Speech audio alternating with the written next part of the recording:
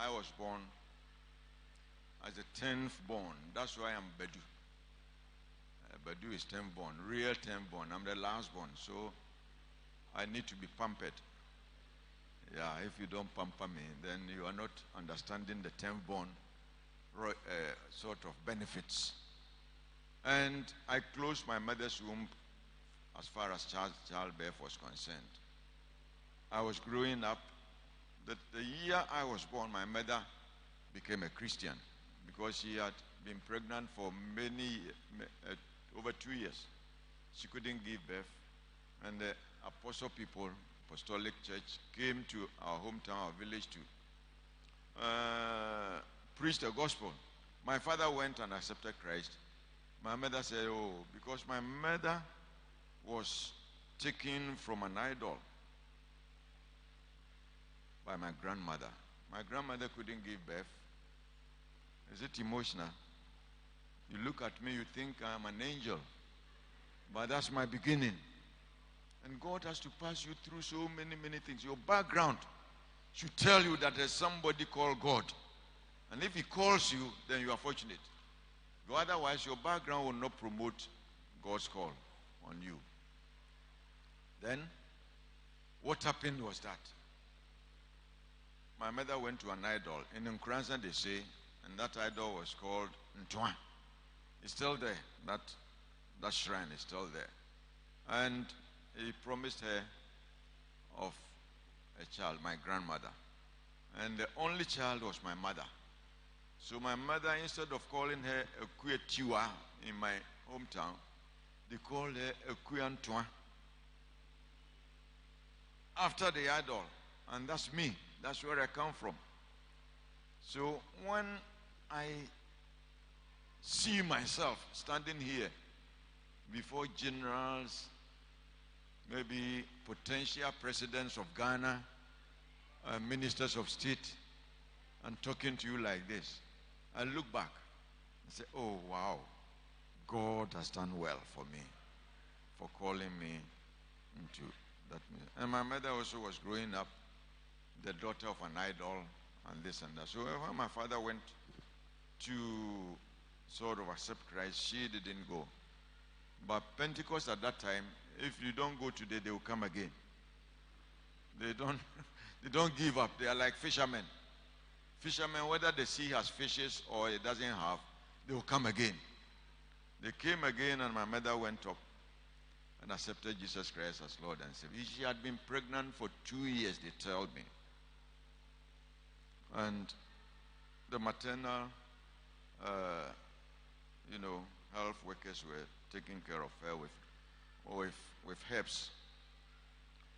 When she accepted Christ, about 2 weeks or 3 weeks, I was born.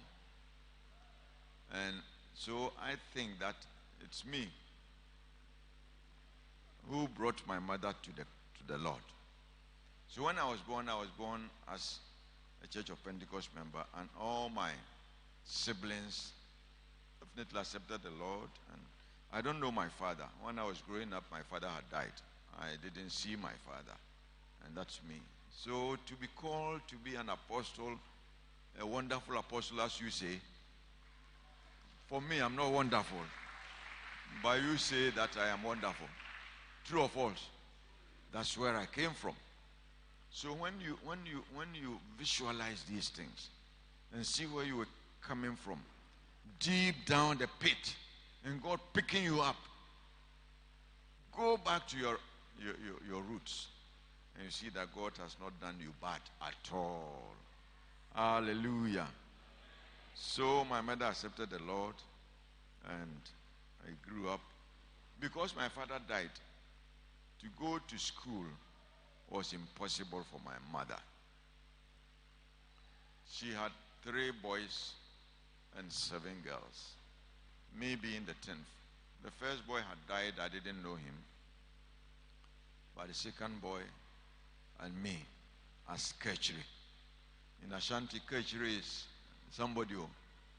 So me, when I was going to school, I would go to school and come back, and my mother would carry me at her back. So now, that's what you have to do to me, because my mother is dead anyway. I want somebody to do it. So somewhere along the line, my mother couldn't afford the fees of my brother, one of my sisters, and me. So she negotiated with my sister to stop school so that she can take care of me. And my sister agreed. So because of me, my sister didn't go to school. I mean, it's in preparation of what God wants to use you. When you go back into your life, into your roots, villages, you people here, most of you were born in Accra. Accra is not a good place to face life. The village life, hey, that place there, with the serpents and the scorpions and the black ants and the, oh, sometime I'll come here for all that experiences. So I grew up. Then now, here am I. So I was in the church, doing everything. I never became a deacon in Church of Pentecost. I just went to a meeting and Apostle Safo, one of our, the first African chairman says, came up when I was a teacher. He said, Brother Agyemang Baduh, but before I was doing everything. This equipment I was fixing, I was leading chorus, I was preaching, I was a member. So who told you that you need to be an officer before you can be called by God? God knows where you are. He puts you where you are. And he wants you to perform where you are. So he ordained me into the eldership, and they were monitoring me. For 15 years, including Pastor James McKeon, asked me to come into the ministry. And I said, no. Somebody is smiling, but you are you, and me are me. Tell your brother, you are you, and me are me.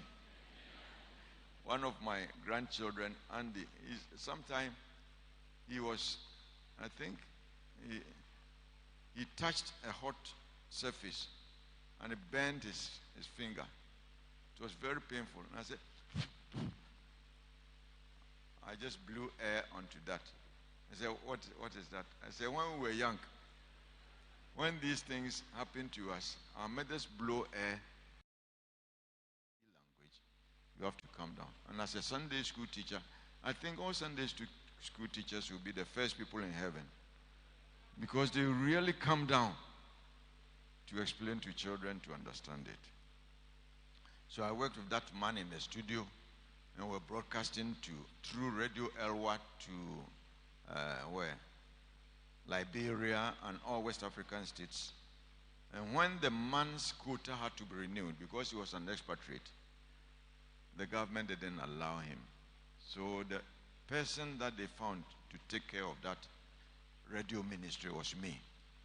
That's how they sent me to England to be trained, and I came back to establish that sort of thing. And I was the first person who introduced recording of cassettes into Church of Pentecost. And it was very lucrative. I got money on. Oh, Pentecost for Sikawe. You need only to produce what they want. When the message finishes, I started duplicating tips, and they will buy it. You can make business from the people sitting around you if you get the right type of business. I got money, and my aim was to help pastors, not me becoming a pastor. So all these calls from if you knew these men, like Apostle A.G. Pencil asking Agyemang, come. And I started preaching on the radio long time, since 1969. So they could fly me to GBC and present a message for radio. I taught about so many, the Tabernacle series and everything. And there they were calling me. Most people, senior men, my young people, my peers were also saying, you are so for, go and do software work. I said no. But then, to end it, that's why I'm here. One day, I was in my house and Apostle 1890, he is dead. He was my regional apostle. He said, Agyemang, chairman, that time Apostle Safu was chairman after James McKeown. Chairman says, you should come to the ministry. And I said, chairman, it's not him. He said, it's true. I didn't go. When I was in my training, we had what we call Billy Graham Conference in Amsterdam. Then I met Pastor James Atamensa, who is now Prophet James Osama Nyampo. He said, we went to a meeting in Kumasi, and your name have been listed as a pastor. When you come from England from your training, you're becoming a pastor. I said, you are kidding. A pastor in absentia, how? So when I came back, I wrote a letter for Apostle Nate to send to Apostle Safu, the chairman in Accra. I was a Kumasi boy. And I typed it myself. I had a small typewriter, manual typewriter, that was given to me by Pastor Mills. And that was the typewriter that Pastor James McKeown brought from England to Ghana. First typewriter, smallish. So Pastor Mills, being an expatriate, white himself, Pastor McKeown donated it to him, and he gave it to me. I wrote that on a yellow sheet of paper, giving reasons why I'm not a pastor. Giving reasons, like somebody. Giving a lot of reasons why I'm not a pastor. So let the pastors do it. I will support them and this and that. Apostle Nate was driving to Accra with the letter. I didn't know what happened. All we heard was that Apostle Nate is involved in an accident at Jonte in Accra, and his wife died from that accident. So I came to Accra to visit Apostle Nate at 37 Military Hospital. And there I met the chairman of the church. If you knew Apostle Safu, he was a giant. Who knows Apostle Safu? Who knew him? Very tall man, big man. He met me at the hospital and said, Agyemang, when you have finished visiting Apostle Nate, come to headquarters. I went to headquarters. To cut a long story short, I sat in front of him. He pulled up a file from his drawer and said, Agyemang, you see this? And I saw that because those times, if you have even to type, you won't type on a yellow sheet. I don't know why I typed on yellow sheet. Me, I don't know. So I saw it was a letter from me. And that letter from top to bottom, that sheet was soaked in blood. And then the chairman told me, the letter that you're writing to me that you won't become a pastor was on the lap of Mrs. Elizabeth Nate. So when the accident happened and they picked all the materials from it, they brought it to this office. The letter that you are going to inform me with, that I should leave you alone, you are not a pastor, is soaked in that woman's blood. I was very emotional, looking at him, thinking about myself. Why did I even read that letter and this and that? So I sat there quiet. He said, do you understand? I said, yes. So he took back his letter. I left his office. When I left, reasoning came in, and I said, it could have been any letter. If any letter was on his lap, even if the Bible was on her lap, the Bible would have been soaked in blood. I mean, that's how people think. I was a fast thinker. So then I released myself from the tension of blaming me that I killed the woman or not. He wasn't doing that, but it can just click. Apostle Nate was also in hospital. He came back to Kumasi. The accident was in October. He came back and the wife was buried in Kumasi in October, December. And Apostle Nati came to our convention. He said again that Chairman Apostle Safo says, you have to come into the ministry. So I should bring you. He came to my room. That time, I think that was when this young man, what's your name? Clifford. When Clifford had been born, that's around 85, 86. And he came to nurse him. He was our friend, the apostle. I mean, apostle can be your friend, true or false. The apostle can come to your bedroom. He was coming to our bedroom. That's how that's how he said, you are a pastor, come. You don't have to be afraid. Rubbing shoulders with an apostle. At the end of it all, we will all go to heaven as Christians. True or false? Yeah. So, he advised me. I said I won't go. He advised me that if chairman calls you and you don't even go, just present yourself. He was persuading me, present yourself and tell him. Don't let him take it from me. Otherwise, it becomes sort of disrespect. Okay, I'll go. I'll go with you. He sent me in his own car to Accra. And where the chairman's house is, if you know it, at Northridge, the Bible school principal, who was called Pastor Curry, his house was about 5 minutes walk from the chairman's house. That's where we sleep when we come to Accra, the white people's house. I started dealing with the white long time ago, so I wasn't afraid of them. And they liked me, and I liked them. So we slept in that house. Going to Apostle Safo's house was not far. And they convinced me, the Apostle Nati convinced me to accept the call from Kumasi to Accra. It didn't click. I stayed in the house of the white man with him. It didn't click. And that year, when I was called into the ministry, only 5 pastors from the whole country were needed. And from Kumasi up to Brunhafo to Upper Region and Northern Region, all that slot had one nominee, and that was me. So if I didn't go, then that means, and Apostle Nati happened to be the chairman of the ministerial committee. And the white man, Pastor Kerry, was the secretary to the ministerial committee. These two people are saying, come. And I said, no, I don't feel like coming.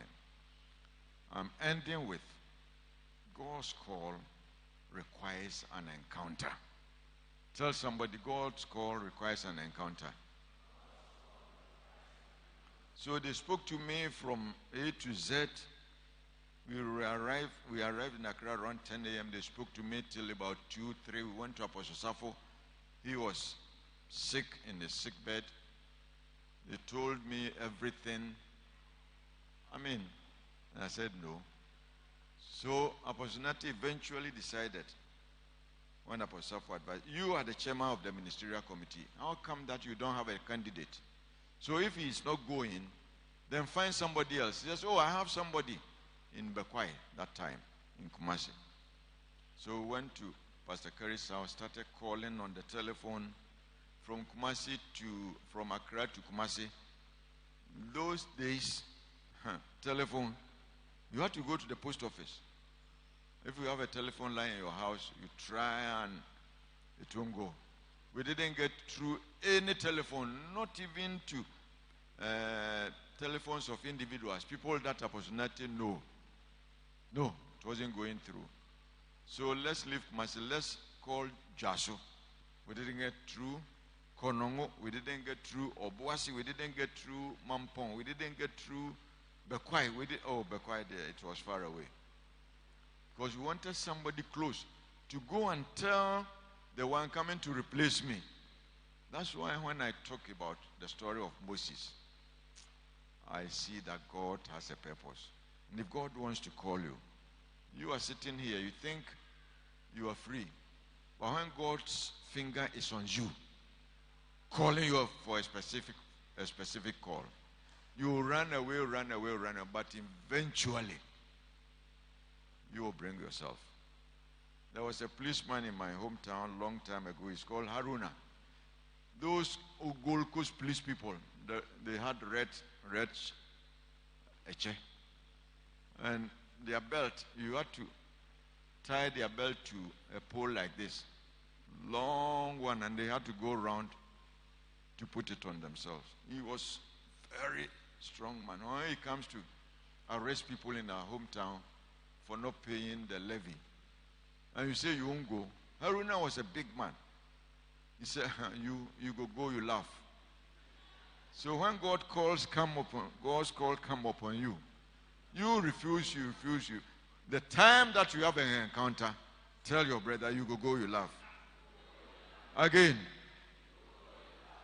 Okay, so we called and it was 8 p.m. The interview was the next day. So I brought a suggestion. Aposonate.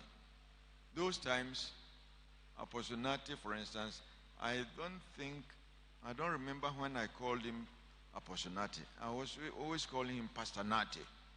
He was an apostle. But today, when somebody is an apostle, you don't call him apostle. Hey! Somebody will say, oh, pastor, oh, sorry, apostle. It doesn't mean anything. A called person is a called person. So I said, pastor, I have a suggestion. Give me money.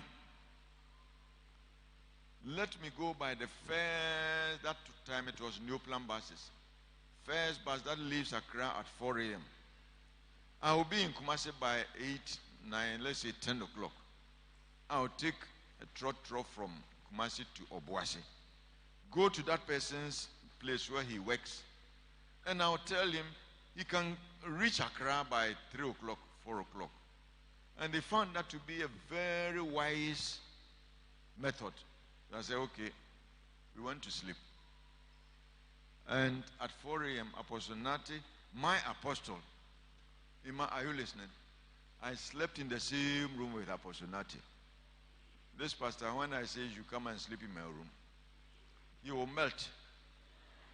But an apostle sleeps on one bed, and a pastor sleeps on one bed.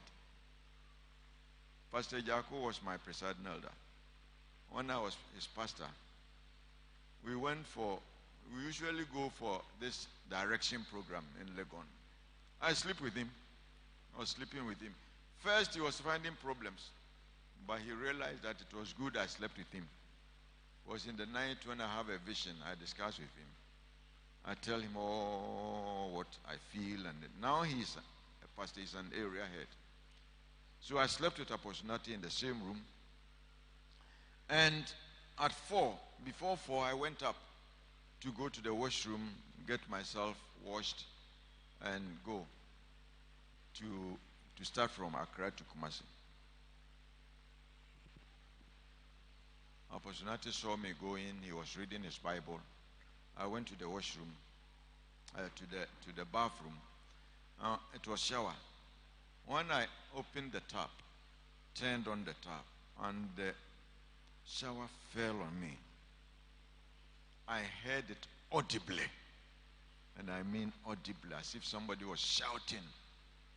And I trained in sound engineering, sound work. So when the sound is loud, I can know the decibels that make a loud noise. Inside into my ear, it is not that person, it is you that I'm calling. I opened my eyes, and there was nobody in the bathroom when I started shaking. Terribly afraid. It is you, not that person. Don't go and do what you are doing. I was shaking, so I don't think I finished bathing properly. But as a young boy, you know, some people even bath 3 times, once in 3 days. Apart from the ladies, as for the young men, I know you. Some live in my house. Oh, not Clifford, but why even Clifford? So for me to have half shower wasn't the problem. So I dressed up quickly, got myself ready, and went to the room where Pastor Nate was. And he had put my money for transport in an envelope under his bed. So when I went there, he said, Agyemang, 4 no yabo, it's getting to 4 o'clock. He took the envelope for me. I said, Apostle, I will go. I'll go for the interview. He said, what? Are you sure? I said, yes. And it was not 4 o'clock yet. He said, then let's go and tell the white man so that I get a witness. Because me, I had stood before the chairman himself. I said, I won't go. So he wanted to clear himself. I said, oh, don't worry, I'll go. 4 o'clock we didn't go. But before 6, we were in the white man's, because we were in the same house. And Pastor Kerry said, then let us go and tell Apostle Safo, the chairman. There you go. We went to the chairman's house. He was lying on camp bed in this front room, living room. When we were about to reach there, Apostle Nate shouted, Pastor Safo, Agyemang so beko. I mean, as if he was heralding mine. I was nobody. But he was shouting as if the man was very excited. Everybody was excited. The white man was excited. And Apostle Safo looked at me and he looked into my face and told me something that still rings in mind. Agyemang, now you have proved to me that when God told me to call you into the ministry, it was the real voice of God telling me, now you go. Then me standing there, he was looking, I was with him, Apostle Nate, the chairman for the ministerial committee, national ministerial committee, and the secretary, Pastor Kerry, the secretary for the, he told them, I look at Agyemang. His mind is still not settled. Take him to the interview.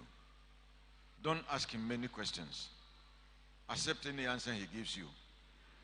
And finish with him. I was there. I mean, how could he say that? Because he knew that. But I told them what I heard. And that convinced them that probably it was God. And this is what I call an encounter. Encounter God. Let God speak to you. There are specific ministries that the church is lacking. God might be putting his hand on you now to fulfill that. And you have a lot of excuses. They took me to the interview. They wanted 5 in the whole country. Now, this year's ministerial interview, we have interviewed 126 people. We need as many ministers as that. But when I was being called, they needed 5. And 7 people came for the interview. I know all of them. One of them is dead anyway. I was number 6 to be called. The person who went there and didn't take long spent 1 hour 45 minutes. 1 hour. When you come for the interview, you go through another door. They don't want you to come and talk anything, to tell anybody anything. When it reaches your turn. I went there. And the first question was, what's your name? I mentioned my name. And Apostle Walker. You know these names. Apostle Walker was a very good apostle, strong man, a charismatic apostle, a healer. Oh, his ministry was good. He said, Agyemang, have you been suspended before? I said, no. Who suspended you? I have not been suspended. Why were you suspended? I've not been. How long did they give you to stay in suspension? The same question. I think probably he had been told not to ask questions. I wasn't suspended. And Apostle Annan, DK Annan, he was the general secretary. If you have heard of Apostle Annan, he was a giant. Say, Agyemang, family planning, is it good or bad? That time, if you were in Church of Pentecost, now in Church of Pentecost, no, those time, family planning was a sin, no matter what method you used. We didn't understand it. They think it's killing the unborn child and this and that. So you dare not talk about family planning. And the church spoke strongly against family planning. Is it good or bad? I have some simple answers that I give. I think God dawns it on me. And I looked at the executive. That time, all executive members, and Pastor Curry, he is a white, so he understood family planning. He thought the Christian could go through family planning with good method, as we are doing now. And they were all looking at me. Is it good or bad? I said, good or bad? I said, I don't have an answer, but I think the word planning there, if it is planning, then it's only a wise man who plans. And that was my answer. And I think they understood it. And Apostle Anna said, why haven't you made a tip, a cassette? Because I was producing cassettes for Church of Pentecost. Why haven't you made a cassette to educate all of us? I said, I have not thought about it. And Pastor Curry said, read John chapter 3. That water there, what does it mean? It says the word of God. 5 minutes, about 20 seconds, they said, go. That was my interview. And when I went up, I was disappointed why I gave right answers. I should have given wrong answers. But that's me. And it hasn't been easy in ministry. When you have that encounter will pass you through areas that you have to conform. You don't have to be proud. I'm telling you this story at the end of my ministry. I don't have to be proud. I didn't have to be proud that the chairman, I asked a lot of questions. I asked the chairman himself, Apostle Safo, that when a pastor is being called, it's the local who recommends him. He goes to the district, he goes to the area, he goes, why do you sit in Accra and call Agyemang Baduh to be a pastor? That is not good. He said, are you the chairman? So the chairman, I think, can do everything. And when I went to the interview and came back, the result had not come. I didn't know whether I had passed or, but I knew I wouldn't fail. He said, you have been an elder for so many years. Give me a list of things that you didn't want to see pastors doing. And I wrote 18. The pastors, I said, the pastors, they are horrible. They are doing this, they are doing that. They are doing. I brought him 18. He got it and he laughed. He gave it back to me.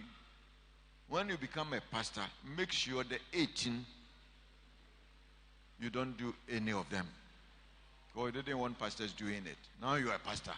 Go and don't do them.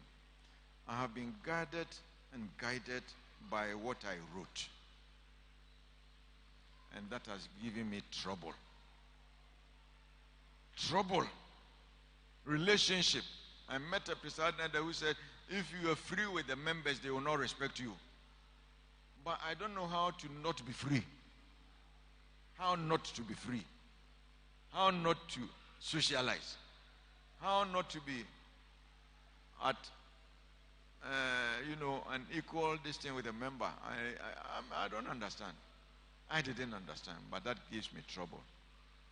Though the encounter will come, you realize that God has called you, but then the conformation, to be conformed, is another. May I pray with you that if you have been called by God, and you are not seeing through, May you have an encounter now. May God, mine was like this. Some people, they have the encounter through revelation, through this, through that. But me, I think if you have to ask me which one will be the best, I want God to talk into my ears, to blow my eardrum and tell me you are being stupid for not listening to me. And when I come back to my senses and I start shaking, I say, here am I, O God. La la la la la.